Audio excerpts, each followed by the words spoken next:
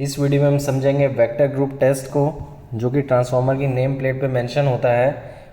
देखिए मीनिंग क्या होता है इसका वेक्टर ग्रुप का। वेक्टर ग्रुप टेस्ट करने की हमें पता होना चाहिए कि जो हमारा एच वी वाइंडिंग कौन सी है, कौन से कनेक्टेड है, डेल्टा है या स्टार है, एल वी साइड कौन से टाइप की कनेक्शन में है, और इन दोनों के बीच में जो फेज शिफ्ट है वो कितना है। और इसका इंपॉर्टेंस ये भी है कि जब हम कोई भी दो ट्रांसफार्मर को पैरेलल करते हैं तो वेक्टर ग्रुप दोनों का मैच करना चाहिए। देखिए टेक्निकल लैंग्वेज की अगर बात करें तो A vector group is the International Electrotechnical Commission method of categorizing the HV winding and LV winding or configuration of a three-phase transformer। तो जैसा कि मैंने बताया कि HV और LV वाइंडिंग को कन्फिगर करने के लिए हम लोग ये टेस्ट करते हैं। देखिए अभी नेम प्लेट है जिस पे लिखा है DYNN, ये है वेक्टर ग्रुप। इसमें हमें ये पता होना चाहिए कि इनको रीड कैसे करते हैं ताकि हम इसको टेस्ट को भी परफॉर्म कर पाएँ आगे।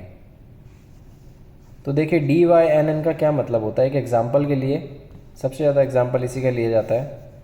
देखिए D का मतलब अगर ये कैपिटल में है तो इसका मतलब ये होता है कि हम HV कनेक्शन की बात कर रहे हैं। देखिए अगर हम कैपिटल लेटर की बात कर रहे हैं मतलब हम HV की बात कर रहे हैं, और D का मतलब होता है डेल्टा। जब हम स्मॉल की बात कर रहे हैं तो हम LV साइड की बात कर रहे हैं और इसका मतलब होता है स्टार। ये N डिनोट करता है न्यूट्रल को, और ये जो है फेज शिफ्ट को डिनोट करता है with respect to the HV winding. इसका मतलब ये है कि अगर हमारा 11 है तो प्लस 30 डिग्री है, मतलब कि हमारा जो HV वाइंडिंग है वो हमारा लीड कर रहा है LV से 30 डिग्री। कि हम घड़ी में पता है कि ये जो हर एक घंटा जो है वो 30 डिग्री का फेज शिफ्ट दिखाता है। यहाँ पे 60 डिग्री हो गया, यहाँ 90 डिग्री हो गया। ओके तो अगर हम 12 हर एक घंटे के बीच में 30 डिग्री का फेज शिफ्ट दिखाएंगे तो 12 घंटे के बीच में टोटल हमारा हो गया 360 डिग्री का, जो कि हमारा एक कंप्लीट सर्किल का एंगल होता है। तो हर एक एंगल पे बताता है कि हमारा कितना फेज शिफ्ट है। अगर हमारा 11 लिखा हुआ है तो इसका मतलब प्लस 30 डिग्री लीड कर रहा है हमारा HV वाइंडिंग LV वाइंडिंग। 5 लिखा हुआ है, 5 का मतलब 30 इंटू 5 इक्वल्स टू 150 डिग्री, मतलब कि हमारा जो फेज शिफ्ट है HV वाइंडिंग लैग कर रहा है हमारा LV वाइंडिंग से 150 डिग्री। ओके अब देखिए ये एक अलग अलग एग्जांपल्स के साथ लिया गया है। अगर 0 लिखा हुआ है, 0 का मतलब है, कोई भी एग्जांपल ले लीजिए, DYN 0 लिखा हुआ है। 0 का मतलब इन दोनों के बीच में फेज शिफ्ट 0 है और इसको हम ऐसे शो करते हैं। अगर हम 1 है तो माइनस 30 डिग्री है, 11 है तो प्लस 30 डिग्री है, 6 है तो 180 डिग्री है। ये सब कुछ हमारा एक बहुत बड़ा कन्फ्यूज़न होता है इसमें कि किसके रिस्पेक्ट में कौन लीड कर रहा है, कौन लैग कर रहा है। तो देखिए इसका मतलब ये है कि जो ये वॉच में जो टाइमिंग्स दिखा रहा है ये हमेशा HV के रिस्पेक्ट में है। यहाँ पे HV जो है वो लीड कर रहा है LV के, यहाँ पे HV हमारा लैग कर रहा है LV के, यहाँ पे हमारा HV जो है वो भी 180 डिग्री के फेज शिफ्ट में ही है, ना प्लस है ना माइनस है यहाँ पे। अब इसकी इक्वेशन जो कि बहुत ही इंपॉर्टेंट फैक्टर रोल प्ले करता है, इसके लिए क्या करते हैं हम लोग 3 इक्वेशन बनाते हैं। ये क्राइटेरिया हमारा तीनों का फुलफिल होना चाहिए। ये थंब रूल आप मान लीजिए इसको। एक इक्वेशन इक्वल टू होनी चाहिए, एक इक्वेशन ग्रेटर देन होनी चाहिए, एक equation equal to A plus B, कुछ भी एग्जाम्पल ले लीजिए, X plus Y equals to Z, इस टाइप से होना चाहिए।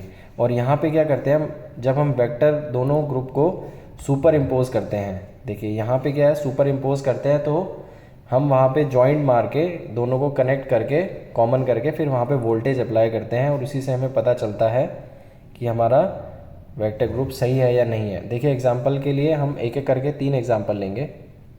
पहला एग्जांपल है जब हमारा वेक्टर ग्रुप दिया हुआ है DYNN कनेक्टेड है, HV जो है हमारा डेल्टा कनेक्टेड है, LV हमारा स्टार कनेक्टेड है। ओके और इन दोनों के बीच में जो फेज शिफ्ट है वो 30 डिग्री का है, मतलब कि जो हमारा HV वाइंडिंग है लीड कर रही है हमारी 30 डिग्री से। ओके अब देखिए हमने यहाँ बनाया हुआ है R,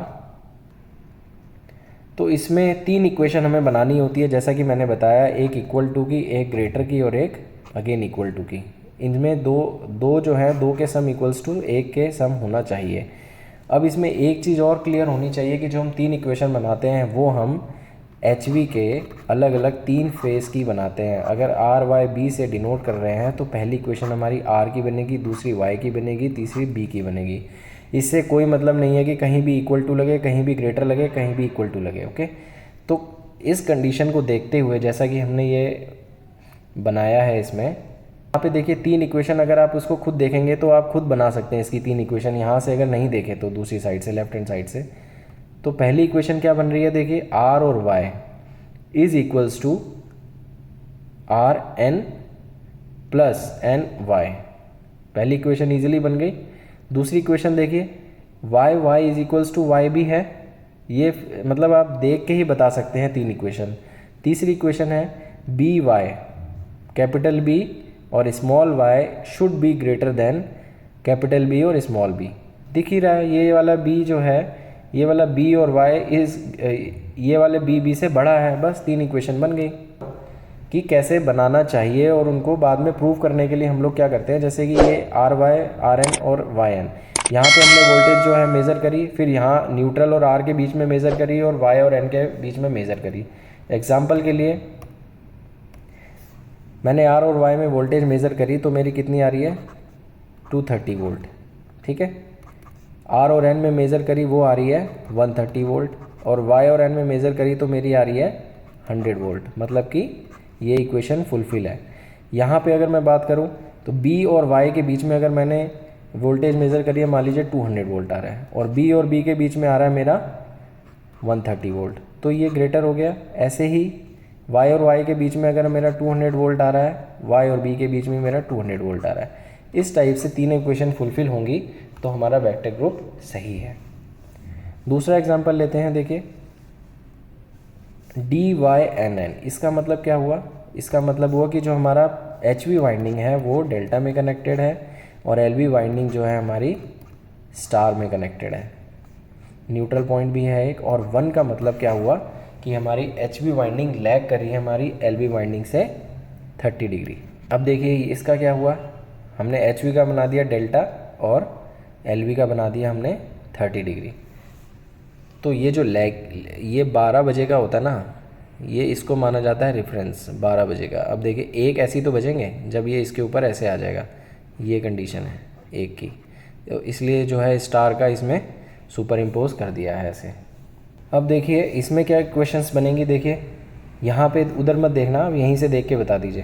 पहली इक्वेशन है हमारी आर और B is equals to R N plus N और बी। पहली इक्वेशन देखिए फुलफिल हो रही है। दूसरी इक्वेशन हम यहाँ से बता सकते हैं Y B is greater than Y Y. तीसरी equation B is equals to B Y. इसका मतलब देखिए पहली इक्वेशन हमने आर फेस की बनाई है ना, दूसरी इक्वेशन हमने वाई फेस की बनाई, तीसरी हमने बी फेस की बनाई।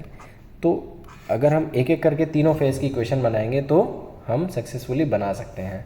मेन इसमें यही है कि ये सुपर इम्पोज करने आने चाहिए कि दोनों वाइंडिंग कितने फेज शिफ्ट में हैं और कैसे कैलकुलेट करेंगे। एक एग्जांपल और ले लेते हैं।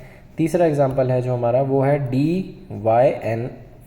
इसका मतलब एच वी जो है हमारा डेल्टा में है, एल वी हमारा फिर से स्टार में है, और 150 डिग्री हमारा एल वी लीड कर रहा है, मतलब कि एच वी हमारा लैग कर रहा है एल वी से 150 डिग्री। हमने प्राइमरी डेल्टा बना दिया, ठीक है। इसका आर ये है, इसका वाई ये है, इसका बी ये है। अब हमने स्टार को इसमें सुपर इम्पोज करना है और 5 बजाने हैं।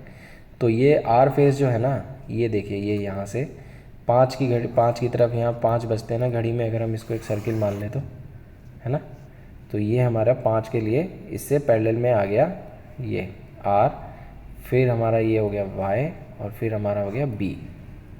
ओके, पहली है हमारी Y N small N is equals to R N plus R Y होगा। मतलब कि ये पूरा का पूरा इक्वल होगा इसके और इसके, ठीक है।